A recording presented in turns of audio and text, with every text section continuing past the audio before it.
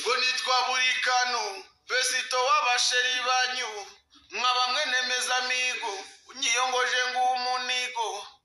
ngo nageze i Kigali kumbichaka kuakaba Ingufu Gin Limited simuko kiri kunyaka collaboration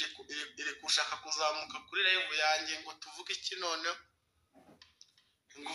Ingufu Gin Limited kuba ikinyobwa gisigaye kigezweho kiryoshye ari cyo bita B1 anyuko iryo dabiri kuranga vipi my brother ngambaza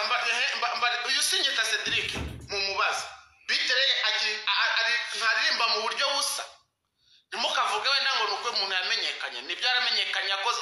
yani bitere ntaririmba ibintu ntagira melody zimwe nganyumvisha igitabo cya Chanel nganyumvira umva bafite gahunda yo kuvuga ngo kungoma kucakacakira kugoma kucakacira noneho nyine ni content utwobonye twose ngabije bifata neza ngo basire mu busumbane buri mwacize sibyo nibi yaba ko kari igitabo cya Chanel banzo umve neza ibyo ndi kubyumva Theo bafatanye nicyo urebye cyandabuje urumva untera yari yo ugafata ngo bakagabana Louis yafuza amanuza bwo kumenshye Louis na Chase urumva ngo barabyambukanye urumva ubwo nyine nk'abindi boke nyine zo barasabanye ngo bamumenyeye kuri Chanel ubwo nyine kuri Chanel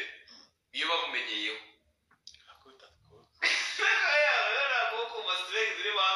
uri kwita ku bintu uri kuvuga ngo uzujyane kwinuza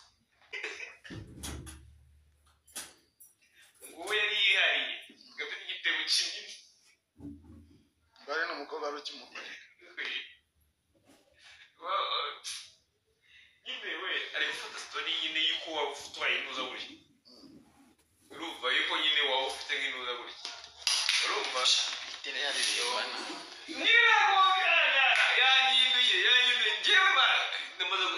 waje gusanga igitebo cya Chanel ngo yaririmbaga ngo ryari kuma rya Chanel